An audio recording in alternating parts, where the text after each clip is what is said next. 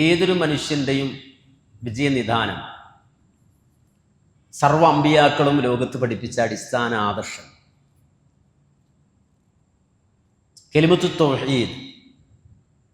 കലിമത്തു തൗഹീദ്, തൗഹീദിൻ്റെ കലിമത്ത്. അഫ്ദലു ദിക്ർ, ഏറ്റവും ശ്രേഷ്ഠമായ ദിക്ർ. ആകാശഭൂമികളെക്കാൾ അള്ളാഹുവിൻ്റെ അടുക്കൽ കനപ്പെട്ടത് ലാ ഇലാഹ ഇല്ലല്ലാ എന്ന കലിമത്താണ്. സർവ്വ സൗഭാഗ്യങ്ങളുടെയും താക്കോലാണ് തൗഹീദിൻ്റെ ആ കലിമത്ത്. സർവ്വ സൗഭാഗ്യങ്ങളുടെയും മിഫ്താഹു സആദ എന്നാണ് അതിനെ സംബന്ധിച്ച് പറയുന്നത്. സർവ്വ സൗഭാഗ്യങ്ങളുടെയും താക്കോൽ. അതാണ് ദീനിൻ്റെ അസ്സുല്, അടിത്തറ. അതാണ് അടിത്തറയില്ലാതെ എന്ത് കിട്ടിപ്പൊക്കിയിട്ടും കാര്യമില്ല, നമുക്കെല്ലാവർക്കും അറിയാം. അപ്പോൾ ആ തൗഹീദിനെ സംബന്ധിച്ചിടത്തോളം നമുക്കറിയാം, ആ ദീനിൻ്റെ അടിസ്ഥാനങ്ങളിൽ, തൂണുകളിൽ പ്രധാനപ്പെട്ടതാണ് തൗഹീദ്.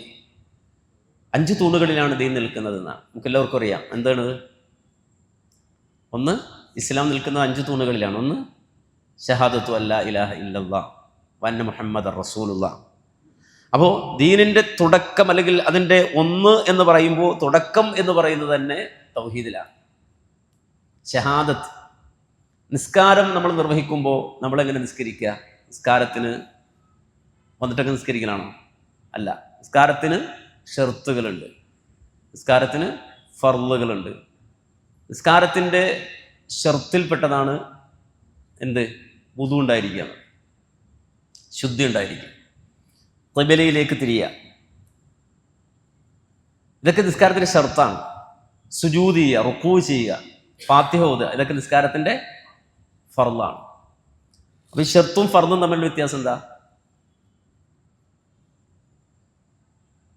ഷർത്ത് എന്ന് പറഞ്ഞാൽ നിർബന്ധമാണ്, ഫർള് എന്ന് പറഞ്ഞാലും നിർബന്ധമാണ്. അപ്പോൾ ഷർത്തും ഫർളും തമ്മിലുള്ള വ്യത്യാസം എന്താ?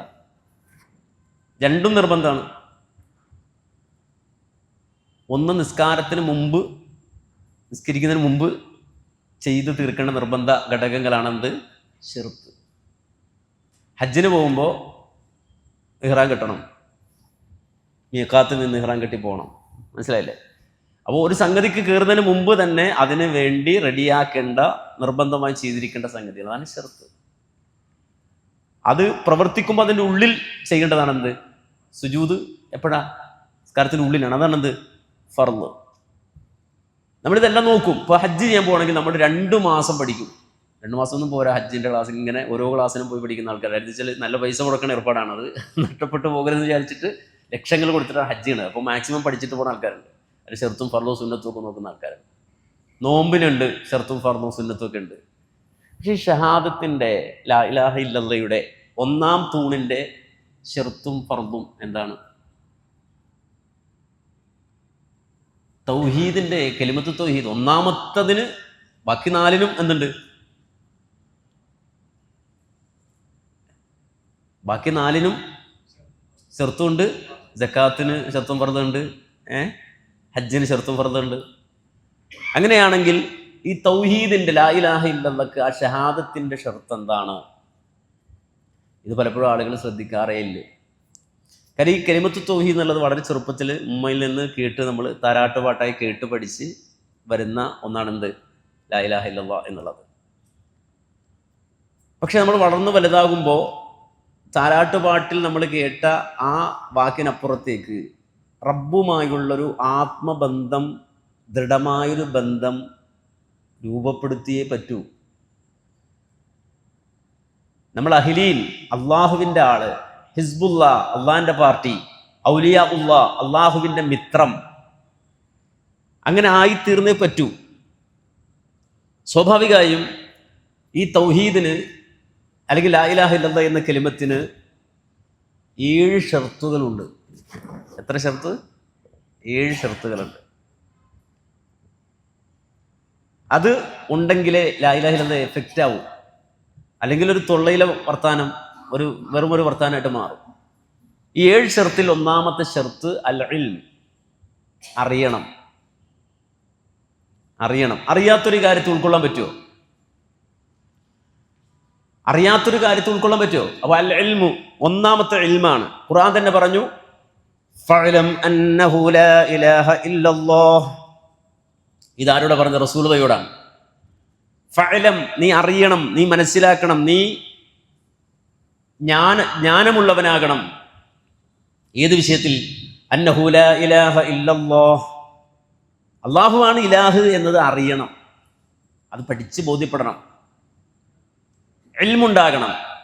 ലാ ഇലാഹ എന്ന് പറഞ്ഞാൽ എന്താണ് അതിൻ്റെ അർത്ഥം എന്നറിയണം, അതിൻ്റെ താല്പര്യം എന്നറിയണം.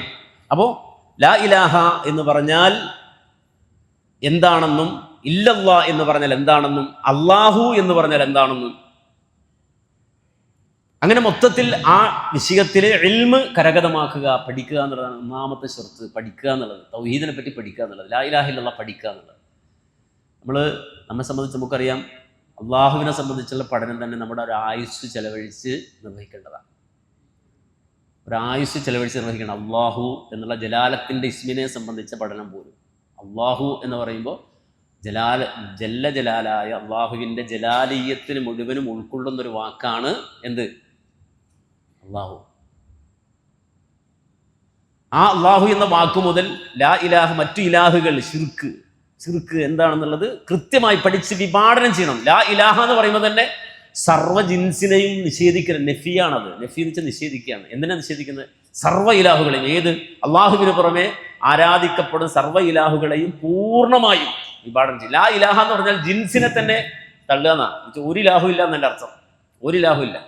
ഹൃദയത്തിൽ നിന്ന് സർവ്വ ഇലാഹുകളെയും, ആരാധിക്കപ്പെടുന്ന സർവ്വമൂർത്തികളെയും, സർവ്വ ദൈവങ്ങളെയും, കള്ളദൈവങ്ങളെയും, വ്യാജന്മാരെയും, അള്ളാഹുവിന് പുറമെ അവലംബിക്കപ്പെടുന്ന സർവ്വശക്തികളെയും ഹൃദയത്തിൽ നിന്ന് പൂർണ്ണമായും തുടച്ചു നീക്കി അവിടെയാണ് എന്ത് പറയേണ്ടത്? ഇല്ലല്ലാ. നമ്മൾ സുബ്ഹാനല്ലാഹ് എന്ന് പറയേണ്ടത്. സുബ്ഹാനല്ലാഹ്. സുബ്ഹാനല്ലാഹ് അർത്ഥം എന്താ? സുബ്ഹാനല്ലാഹ് എന്ന് പറയുന്നതിൻ്റെ അർത്ഥം, നമ്മുടെ മലയാളം വളരെ പരിമിതമാണ്, അത് വെച്ചിട്ട് നമ്മൾ ഈ അർത്ഥം പറയണേ. അള്ളാഹുവിനെ പരിശുദ്ധിപ്പെടുത്തുന്നു എന്ന് പറയുന്നു. ഈ അള്ളാഹിനെ പരിശുദ്ധിപ്പെടുത്തുന്നത് എന്താ?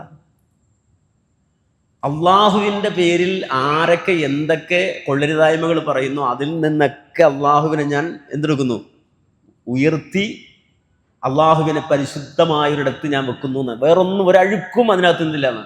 ഒരഴുക്കുമില്ലാത്ത രൂപത്തിൽ അള്ളാഹുവിനെ ഞാൻ ഉന്നതനാക്കുന്നു എന്നാണ്. എന്ത് പറഞ്ഞാൽ സുബ്ഹാനല്ലാഹ്. സബ്ബഹ എന്ന് വെച്ചാൽ അകറ്റി എന്നാണ് അർത്ഥം.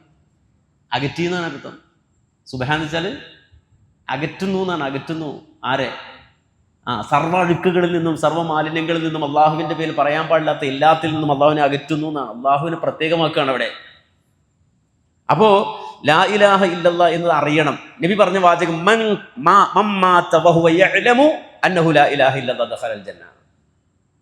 ലാ ഇലാഹ ഇല്ലല്ലാ അറിഞ്ഞവൻ സ്വർഗത്തിൽ കടന്നു. ലാ ഇലാഹ ഇല്ലല്ലാ പറഞ്ഞവനുണ്ട്, പക്ഷെ പറഞ്ഞവന് അറിഞ്ഞിട്ടില്ല, അറിയാതെ പറഞ്ഞാണ്. അറിയാതെ പറഞ്ഞാൽ പ്രയോജനം ചെയ്യില്ല എന്നാണത്. അറിയാതല്ല പറഞ്ഞ, അറിഞ്ഞ് പറയണം. വഹുവ യഅലമു അന്നഹു ലാ ഇലാഹ ഇല്ലല്ലാഹ് ദഖലൽ ജന്ന. അപ്പോൾ ഒന്നാമത്തെ ഷർത്ത് അറിയലാണ്. അറിയലെന്ന് വെച്ചാൽ പഠിക്കലാണ്. പഠിക്കുക എന്ന് പറയുമ്പോൾ തന്നെ നമുക്കൊരു ഉറക്കം വരും. അതെന്താ? പഠിക്കുക എന്ന് പറയുമ്പോൾ നമുക്ക് ഉറക്കം വരും. ബുക്ക് തുറക്കുമ്പോൾ ഉറക്കം വരും. നമ്മൾ പണ്ട് ആ ശീലമാണ്.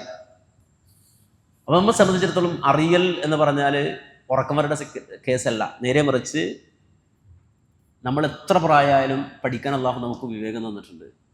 സഹാബികളൊക്കെ വളരെ പ്രായം ചെന്ന് പഠിച്ച ആളുകളാണ്. വളരെ പ്രായം ചെന്ന് പഠിച്ച ആളുകൾ മാത്രമല്ല, നമ്മളിപ്പോൾ 60-ാമത്തെ വയസ്സിലൊരു ബിസിനസ് തുടങ്ങാമെന്ന് വിചാരിക്കും. നമ്മളാരെങ്കിലും ഉറങ്ങുമോ? ഉറക്കം പോകും നമ്മുടെ. കാരണം വെച്ചാൽ എനിക്കറിയില്ല എന്ന് വിചാരിച്ചിട്ട് ഉള്ളതുപോലെ നടക്കട്ടെ എന്ന് ആരെങ്കിലും വിചാരിക്കണം. ഒരു പറമ്പ് വാങ്ങാൻ പോയാൽ ആധാരം നമുക്ക് എത്ര അതിൻ്റെ വായിച്ചു നോക്കിയാൽ തല പെരുക്കും. ആജാതി വർത്താനാണ് ഈ ആധാരം വായിക്കാൻ വെച്ചാൽ. അത് മുഴുവനും വായിച്ച് പഠിച്ച് വായിക്കണവനെ കൊണ്ട് വായിപ്പിച്ച്, അല്ലേ? കാരണം എന്താ, നമ്മൾ ഫണ്ട് അവിടെ കൊടുക്കുന്നുണ്ട്. അതുകൊണ്ട് നമ്മൾ നന്നായി റെഡിക്ക് പഠിക്കും, അല്ലേ? അപ്പോൾ നമ്മൾ പഠിക്കണം എന്ന് വിചാരിക്കുന്നിടത്ത് ഏത് റിസ്ക് എടുത്ത് നമ്മൾ പഠിക്കുന്നുണ്ട്. വേണ്ട ദുനിയാവിൻ്റെ എല്ലാ കാര്യത്തിലും പഠിക്കുന്നുണ്ട്. MBA MBBS LLB ഒക്കെ പഠിക്കുന്നു. നീറ്റിനൊക്കെ പഠിക്കുന്ന മക്കളെ കണ്ട സങ്കടം തോന്നും. കാരണം വെച്ചാൽ വെള്ളത്തിൽ കാലിട്ടിരുന്ന ആളുകൾ പഠിക്കണത് ഉറങ്ങാതിരിക്കാൻ. എന്തിനാണ്? ഇതൊക്കെ പഠിച്ച് ആകെ കിട്ടുന്നത് 15,000 30,000 40,000 അങ്ങനെ ഏതാണ്ട് 50 വയസ്സൊക്കെ ആകുമ്പോഴായിരിക്കും കുറച്ച് പൈസ തന്നെ കിട്ടുക. അതിനുവേണ്ടി പഠിക്കണം, ഇത്രയും കഷ്ടപ്പെട്ട് പഠിക്കുന്നത്. അപ്പോൾ പഠിക്കുക എന്നുള്ളത് വളരെ വലിയൊരു കാര്യമാണ്. അപ്പോൾ ഇൽമ് നേടുക എന്നുള്ള വലിയൊരു സംഗതി തന്നെയാണ്. രണ്ടാമത്തെ യഖീൻ. യഖീൻ എന്ന് വെച്ചാൽ, യഖീൻ എന്ന് പറഞ്ഞാൽ സംശയിക്കാതിരിക്കുക, സംശയമില്ലാത്ത, ലം യർതാബു സുമ്മ ലം യർതാബു എന്ന് പറഞ്ഞില്ലേ, യഖീൻ ഇല്ലാത്ത മുനാഫിഖാണ്. മുനാഫിക്ക് എപ്പോഴും സംശയിച്ചുകൊണ്ടിരിക്കുന്നവരാണ്. വഹും ഫീ ശക്കിൻ യതറദ്ദദൂൻ. മുനാഫിക്ക് എപ്പോഴും സംശയിച്ചുകൊണ്ടിരിക്കുക, ശരിയാണ് പഠിച്ചവനെ കുടുങ്ങുമോ, ഒരു യഖീൻ അവന് വന്നിട്ടില്ല. പക്ഷേ ഈമാൻ അല്ലെങ്കിൽ മുഅ്മിൻ ലാ ഇലാഹ ഇല്ലല്ലാഹ് ഉൾക്കൊള്ളുന്നവനെ സംബന്ധിച്ചിടത്തോളം അവന് വേണ്ട അടിസ്ഥാനപരമായ ഒന്ന് യഖീൻ, ഇൽമുൽ യഖീൻ, ഉറപ്പാണ്. അതുകൊണ്ടാണ് തല പോയെന്ന് പറഞ്ഞാലും തൗഹീദിൽ നിന്ന് ആള് പോവാത്തത്. തൗഹീദിൽ നിന്ന് ആള്, യഖീനുള്ള ഒരാൾ അവൻ്റെ തല പോയി എന്ന് പറഞ്ഞാലും തൗഹീദിൽ അവൻ ഉറച്ചു നിൽക്കും. യഖീൻ എന്നതാണ് രണ്ടാമത്തത്. നബി സല്ലല്ലാഹു അലൈഹി വസല്ലം പറഞ്ഞു, അശ്ഹദു അല്ലാ ഇലാഹ ഇല്ലല്ലാഹ് വ അന്നി റസൂലുള്ളാഹ് ലാ യൽഖല്ലാഹ ബിഹിമാ അബ്ദുൻ ഗൈറ ശാക് ഫീഹിമാ ഇല്ലാ ദഖലൽ ജന്ന. ഒരു സംശയവുമില്ലാതെ സംശയരഹിതമായി തൗഹീദ് ഉൾക്കൊണ്ടവൻ, അങ്ങനെ അള്ളാഹുവിനെ ഒരാൾ കണ്ടുമുട്ടിയാൽ അവന് സ്വർഗമുണ്ട്. മൂന്നാമത്തെ സംഗതി അൽ ഖബൂൽ എന്നാണ്. ഖബൂൽ എന്ന് പറഞ്ഞാൽ, ഖബൂൽ എന്ന് വെച്ചാൽ സ്വീകരിക്കുക. നബി സല്ലല്ലാഹു അലൈഹി വസല്ലം അതിന് ഒരു ഉദാഹരണം പറഞ്ഞു. എന്താ ഉദാഹരണം? ഞാനും നിങ്ങളും തമ്മിലുള്ള ഉപമ, ഞാൻ നിയോഗിക്കപ്പെട്ടതും നിയോഗിക്കപ്പെട്ട കാര്യവും ഞാനും തമ്മിലുള്ള ഉപമ ഏതുപോലെ എന്ന് ചോദിച്ചാൽ കമസലിൽ ഗൈസ്, ഒരു മഴ പോലെയാണ്. ഈ മഴ അസാബ അർളൻ, ഒരു നാട്ടിൽ മഴ പെയ്തു. ഫക്കാന മിൻഹാ നഖിയത്തുൻ ഖബിലത്തിൽ മാ ഫഅംബതത്തിൽ കല വൽ ഉശ്ബ വൽ കസീർ. അവിടെ ധാരാളം മഴ പെയ്തിട്ട് നല്ല ചെടികളും ഹരിതാഭമായ അവസ്ഥയും ഒക്കെ ഉണ്ടായി, ചെടികളൊക്കെ മുളച്ചു. മാത്രമല്ല അവിടെ കുറച്ച് ഉറച്ച സ്ഥലം ഉണ്ടായിരുന്നു, അവിടെ വെള്ളം സ്റ്റോർ ചെയ്യപ്പെട്ടു. ഫനഫഅ അല്ലാഹു ബിഹന്നാസ, അത് പിന്നീട് ആളുകൾക്ക് ഉപകാരപ്പെട്ടു. ഫശരിബു വസഖു വസറഉ, അവരെ കുടിച്ചു, കൃഷി ചെയ്തു. പിന്നീട് ആ സ്റ്റോർ ചെയ്യപ്പെട്ട വെള്ളം ആ നാട്ടിൽ പിന്നീട് ആവശ്യം വന്നപ്പോൾ അത് ഉപയോഗപ്പെടുന്ന രൂപത്തിലായി. എന്നാൽ വേറൊരു നാട്ടിൽ മഴ പെയ്തത് ഓർമ്മയില്ല. പിറ്റേന്ന് രാവിലെ നോക്കുമ്പോൾ അതങ്ങോട്ട് ഒഴുകിപ്പോയി. ആ മഴ പെയ്തതിൻ്റെ ഒരു പ്രയോജനം ആ നാട്ടിലുണ്ടായില്ല. അവിടെ ചെടിയും മുളച്ചില്ല, വെള്ളം സ്റ്റോർ ചെയ്തില്ല, നാട്ടുകാർക്ക് ഉപകാരപ്പെട്ടില്ല. മഴ പെയ്തു വെച്ചാൽ മഴ പെയ്തു. ഇതുപോലെയാണ് ഞാൻ നിയോഗിക്കപ്പെട്ട സംഗതിയും തമ്മിലുള്ള ഉപമ. എന്നുവെച്ചാൽ ചിലയിടത്തത് കബൂലാവും. തൗഹീദ് പെയ്തിട്ട്, ഖുർആൻ പെയ്തിട്ട്, തൗഹീദ് പെയ്തിട്ട് അത് നാട് സ്വീകരിക്കുക, അതിൻ്റെ പ്രയോജനം കിട്ടുകയും ചെയ്യുന്ന അവസ്ഥയുണ്ട്. ഇനി അതല്ല, ഇതൊക്കെ പെയ്യും പക്ഷെ പ്രയോജനം ഉണ്ടാവില്ല, കബൂലാവൂല. അങ്ങനെ ഉള്ള ഒരു അവസ്ഥയുണ്ട്.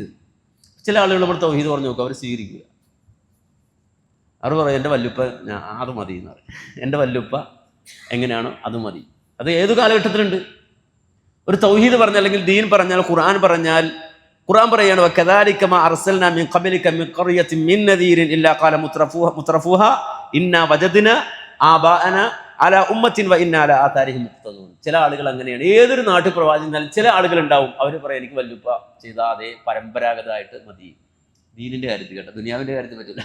വല്ലുപ്പൊക്കെ ഗതിയില്ലാതെ കിടന്നാണ്, അതുകൊണ്ട് ഞാനും അങ്ങനെ ആയിക്കോട്ടെ. ദുനിയാവിൻ്റെ കാര്യത്തിൽ അവൻ പറയില്ല. അവൻ വല്ലുപ്പയെക്കാളും വലിയ വീട് വെക്കും.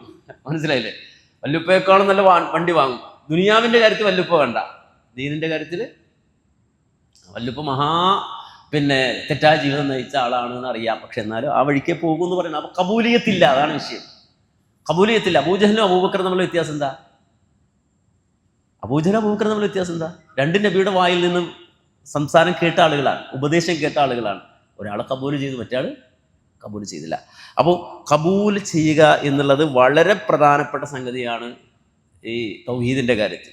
നാലാമത് അൽ ഇൻഖിയാദ് എന്ന് പറയും. ഇൻഖിയാദ് എന്ന് വെച്ചാൽ ഇഹ്സാനിയത്ത് വേണം. എന്ന് വെച്ചാൽ നമ്മൾ ജീവിതത്തിൽ പലതും ഒബ്സർവ് ചെയ്യും, പക്ഷേ നമുക്ക് പലതരത്തിൽ ഒബ്സർവ് ചെയ്യാം. എന്ന് വെച്ചാൽ ചിലതിങ്ങനെ അതിങ്ങനെ ഓട്ടോമാറ്റിക്കലി വരും. പക്ഷെ അങ്ങനെയല്ല, ഒരു കാര്യത്തോട് താല്പര്യത്തോടെയും അതിനോടുള്ള അഭിനിവേശത്തോടെയും ഉൾക്കൊള്ളുക, അതാണ് ഇഹ്സാനിയത്ത്, അതാണ് ഇൻഖിയാദ്. പൂർണ്ണമായി മനസ്സറിഞ്ഞത് ഉൾക്കൊള്ളുക എന്നുള്ളതാണ്. വിശുദ്ധ ഖുർആനിൽ അല്ലാഹു പറഞ്ഞില്ലേ, വമൻ അഹ്സനു ദീനം മിമ്മൻ അസ്ലമ വജ്ഹഹു ലില്ലാഹി വഹുവ മുഹ്സിൻ വത്തബഅ മില്ലത ഇബ്രാഹീമ ഹനീഫ. അള്ളാഹുവിൻ്റെ ദീൻ എന്ന് പറഞ്ഞാൽ ഏറ്റവും ഇഹ്സാനിയത്തോടെ സ്വീകരിക്കുക. അപ്പോൾ നമുക്കറിയാം, ജിബ്രീൽ അലൈഹിസ്സലാം റസൂലുള്ളാഹിക്ക് വന്ന് ചോദിക്കുന്ന ചോദ്യം ഉണ്ടല്ലോ, മനുഷ്യരൂപം പ്രാപിച്ചിട്ട് ദീൻ്റെ അടിസ്ഥാനങ്ങളെ പറ്റി ചോദിക്കാൻ വന്ന ചോദ്യം ഒന്ന്, മൽ ഈമാൻ, എന്താണ് ഈമാൻ? അപ്പോൾ ഞാൻ പറഞ്ഞു അന്തൂമിന ബില്ലാഹി മലായിക്കത്തി വകുതുബി, ഈമാൻ കാര്യം പറഞ്ഞു. രണ്ട്, മൽ ഇസ്ലാം, എന്താണ് ഇസ്ലാം? അപ്പോൾ എന്ത് പറഞ്ഞു കൊടുത്തു? അൻത അശ്ഹദു അല്ലാ ഇലാഹ ഇല്ലല്ലാഹ് വ അന്ന മുഹമ്മദ് റസൂലുള്ളാഹ് ഇഖാമത്തുസ്സലാം, അങ്ങനെ പറഞ്ഞു കൊടുത്തു. പിന്നെ മൂന്നാമത്തെ ചോദ്യം എന്താണ്? മൽ ഇഹ്സാൻ, എന്താണ് ഇഹ്സാൻ? അപ്പോൾ നബി പറഞ്ഞ ഒറ്റ വാചകമേ ഉള്ളൂ അതിന്, അൻ തഅ്ബുദല്ലാഹ്, നീ അള്ളാഹുവിന് ഇബാദത്ത് ചെയ്യണം. എങ്ങനെ? കന്നക തറാഹു, നീ അള്ളാഹിനെ കാണുന്നത് പോലെ, അള്ളാഹിനെ കാണുന്നത് പോലെ, അള്ളാഹുവിനെ കാണുന്നത് പോലെ നീ ഇബാദത്ത് ചെയ്യലാണ്. ഇല്ലം തക്കുൻ തറാഹു ഫഇന്നഹു യറാക, നീ അള്ളാഹുവിനെ കാണുന്നില്ലെങ്കിലും അവൻ നിന്നെ നിരീക്ഷിക്കുന്നുണ്ട്. അവൻ്റെ നിരീക്ഷണമാണ്, അവൻ കാണുന്നുണ്ടെന്ന ബോധം നിലനിർത്തിയിട്ട്, അതാണ് ഇഹ്സാനിയത്ത്. അപ്പോൾ തൗഹീദ് ഉൾക്കൊള്ളുന്ന ഒരാളെ സംബന്ധിച്ചിടത്തോളം നിരന്തരമായി ഉള്ളിലുണ്ടാകേണ്ട ഒരു ബോധമാണിത്. എൻ്റെ ജീവിതത്തിൽ അള്ളാഹു എൻ്റെ തൗഹീദിനെയാണ് നിരീക്ഷിക്കുന്നത്, നോക്കുന്നത് എല്ലായിടത്തും എന്ന ആ ഉത്തമമായ ഇഹ്സാനിയത്ത് അവിടെ നിലനിർത്തുക എന്നുള്ളത്. അഞ്ചാമത്തെ ഷർത്ത് സിദ്ഖ്. സിദ്ഖ് എന്ന് പറഞ്ഞാൽ, സിദ്ഖ് നമുക്ക് എല്ലാവർക്കും അറിയാം, സത്യസന്ധത എന്നുള്ളതാണ്. അള്ളാഹ് പരീക്ഷിച്ചുകൊണ്ടേയിരിക്കും. സൂറത്തുൽ അങ്കബൂത്തിൽ അള്ളാഹു ചോദിക്കുന്നതിന് തുടക്കത്തിൽ ചോദിക്കുന്നൊരു ചോദ്യമുണ്ട്. അങ്കബൂത്ത് എന്ന് പറഞ്ഞാൽ അത്ഭുതമാണ് കേട്ടോ, ഖുർആനിലെ അത്ഭുതങ്ങളുടെ അത്ഭുതമാണ് സൂറത്തുൽ അങ്കബൂത്ത്. അങ്കബൂത്ത് എന്ന് വെച്ചാൽ എട്ടുകാലി എന്നാണ് എൻ്റെ അർത്ഥം. എട്ടുകാലി എന്ന് മാത്രമല്ല, പെണ്ണെട്ടുകാലി, അങ്കബല്ല, അങ്കബൂത്താണ്, പെണ്ണെട്ടുകാലി എന്നാണ് എൻ്റെ അർത്ഥം. ആ സൂറത്തിൻ്റെ തുടക്കത്തിൽ അള്ളാഹു ചോദിക്കുന്നൊരു ചോദ്യം, അലിഫ് ലാം മീം അഹസിബന്നാസു അയ്യുത്രകു അയ്യഖൂലു ആമന്ന വഹും യുഫ്തനൂൻ. നിങ്ങൾ തൊള്ളവടായി പറഞ്ഞാൽ അള്ളാഹ് നിങ്ങൾ വിട്ടുകളെ നിങ്ങൾ വിചാരിക്കണോ? പച്ചക്ക് ചോദിക്കണം അള്ളാഹു. അഹസിബന്നാസ്, അന്നാസ് എന്ന് ഇവിടുത്തെ അർത്ഥം ലാ ഇലാഹ ഇല്ലല്ലാഹ് പറയുന്ന, മുഹമ്മദ് റസൂൽ എന്ന് പറയുന്ന ഖുർആന്റെ അഹ്ലുകാരാന്ന് പറയുന്നത് നിങ്ങൾ കരുതിയോ? എന്ത് അയ്യുത്രകു അയ്യഖൂലു ആമന്ന, ഞങ്ങൾ മുഅ്മിനാന്ന് വെറുതെ ഇങ്ങോട്ട് പറയുമ്പോൾ അള്ളാഹ് ഇങ്ങോട്ട് വിട്ടുകളയും നിങ്ങൾ വിചാരിച്ചോ? വഹും ലാ യുഫ്തനൂൻ, ഒരു പരീക്ഷണവും ഇല്ലാതെ. എന്നിട്ട് വലക്കത് ഫത്തന്നല്ലദീന മിൻ ഖബ്ലിഹിം, നിങ്ങളുടെ മുമ്പ് കഴിഞ്ഞു പോയ അമ്പിയാക്കൾ അള്ളാഹ് വിട്ടിട്ടില്ല, പിന്നല്ലേ നിങ്ങൾ വിടല്? ഔലിയാക്കൾ അള്ളാഹ് വിട്ടിട്ടുണ്ടോ? മൂസാ നബി വിട്ടുകൊടുച്ചു. ചെങ്കടലിൻ്റെ മുന്നിൽ പാതിരാത്രി കൊണ്ട് നിർത്തി. എന്നിട്ട് ഇപ്പോൾ തൗഹീദ് പറയാൻ പറഞ്ഞു, എന്താ നിലപാട് പറയാൻ പറഞ്ഞു. എവിടുന്ന് പറയണം? റോഡുമ്മേ സ്റ്റേജ് കിട്ടിയിട്ട് അതിൻ്റെ മുകളിൽ നിന്നല്ല, അല്ലെങ്കിൽ പള്ളിയിൽ മെമ്പർ കയറിയിട്ടല്ല. പിന്നെ പാതിരാത്രിയിൽ ലക്ഷക്കണക്കിന് ആളുകളെയും കൊണ്ട്, ഒരൊന്നും രണ്ടു പേരല്ല, ഇസ്രായേൽ എന്ന് വെച്ചാൽ ലക്ഷോപലക്ഷം മനുഷ്യരെയും കൊണ്ട് പാതിരാത്രി. ലോകത്തെ ഏറ്റവും വലിയ മാനേജർ മൂസാ നബിയാണ്. മാനേജ്മെൻറ്റ് പഠിക്കേണ്ട ആളുകൾ മൂസാ നബിയുടെ ചരിത്രം പഠിച്ച് മൂസാ നബിയിൽ നിന്ന് പഠിക്കണമെന്നാണ്. കാരണം വെച്ചാൽ ഒറ്റ രാത്രി കൊണ്ട് ലക്ഷക്കണക്കിന് ആളുകളെ നയിച്ചു കൊണ്ടുപോകാന്ന് പറഞ്ഞാൽ ചെറിയ പരിപാടിയല്ല. അത്ഭുതത്തോടെയാണ് മൂസാ നബിയുടെ ഹിസ്റ്ററി, ചരിത്രം വിശദീകരിക്കുന്നത്. ആ പാതിരാത്രിയിൽ മൂസാ നബി ആ വലിയ ജനാവലിയും കൊണ്ടുപോയിട്ട് കടലിൻ്റെ സൈഡിൽ കൊണ്ടുപോയി നിർത്തിയിട്ട് ഈമാനെ പരീക്ഷിക്കുന്നത്. പടച്ചനെ ഓടാൻ പറഞ്ഞു പാതിരാത്രി. മഹാനായ ഇബ്രാഹിം നബി അള്ളാഹിൻ്റെ മലക്കൂത്ത് കണ്ട ആളാണ്, പക്ഷെ കൊണ്ടുപോയി നിർത്തിയത് എവിടെയാണ്? തീയുടെ മുന്നിലാണ്. നാടും ഭരണകൂടവും ഒക്കെ എതിരാക്കി. അപ്പോൾ സിദ്ഖ് എന്ന് പറഞ്ഞ സത്യസന്ധത വെളിവാകുന്നത് എവിടെയാണ്?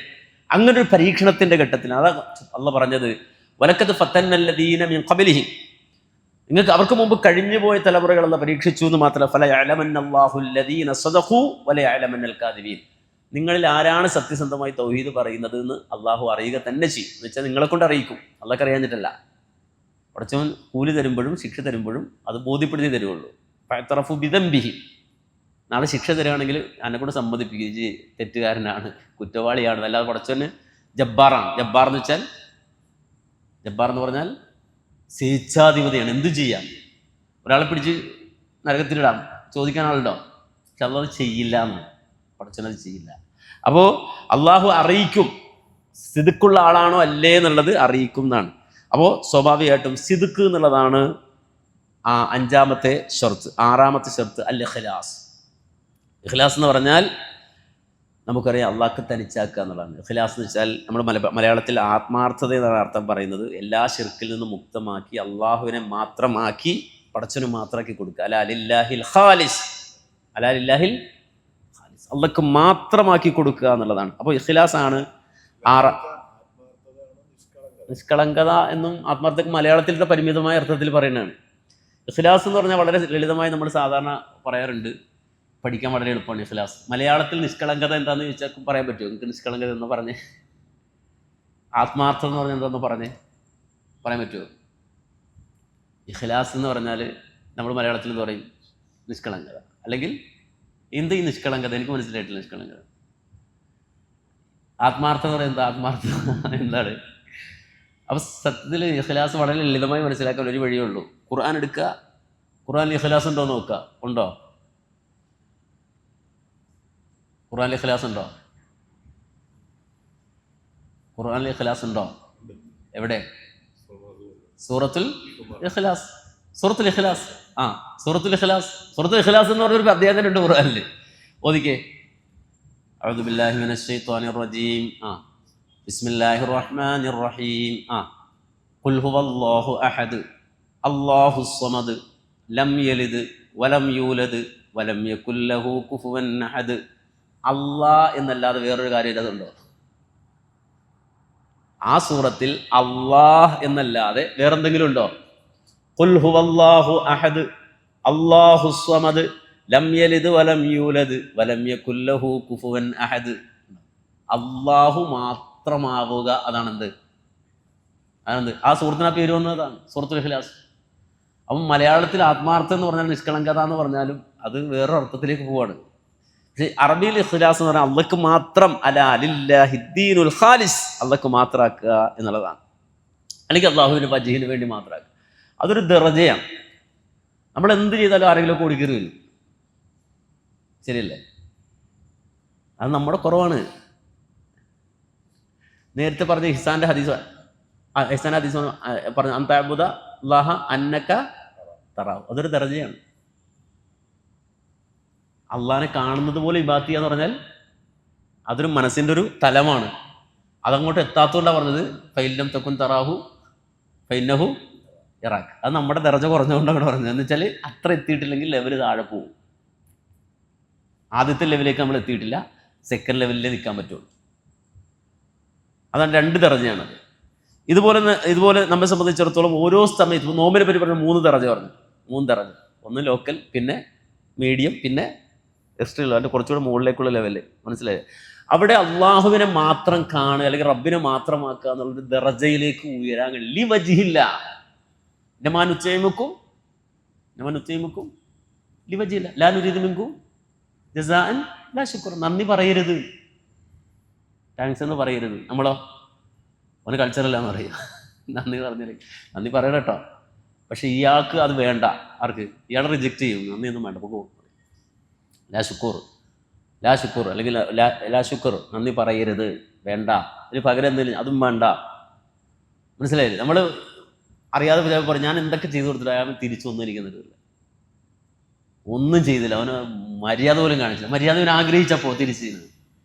ഇത് ശരിക്കും ഈ ഖുർആൻ നമുക്ക് നൽകുന്നത് വളരെ വളരെ വലിയ സംഗതികളാണ്. ഇതൊക്കെ എന്ന് വെച്ചാൽ ഒരു ഈ വീട്ടിൽ പ്രശ്നങ്ങളാണെങ്കിൽ, കുടുംബ പ്രശ്നങ്ങളുണ്ടാകുന്ന കൗൺസിലിംഗ് സെൻ്ററിലൊക്കെ വരുന്ന ആളുകൾക്ക്, ഒരു വീട്ടിലൊരു മരുമകള് ഞാൻ എന്ത് ചെയ്താലും അമ്മായിമ്മയുടെ മുഖം തെളിയില്ല. ശരി, ഞാൻ എന്ത് ചെയ്തിട്ടും കാര്യമില്ല. അമ്മായിമ്മ നേരെ തിരിച്ചും പറയും, ഉമ്മ നേരെ തിരിച്ചും പറയും. ഞാൻ എന്ത് ചെയ്താലും അവർക്ക് അവിടെ തൃപ്തിയാവില്ല. ഇവർ രണ്ടുപേരുടെ എയിം മാറിയതാ പ്രശ്നം. ഒരാളെ ചെയ്തെന്തിനാ?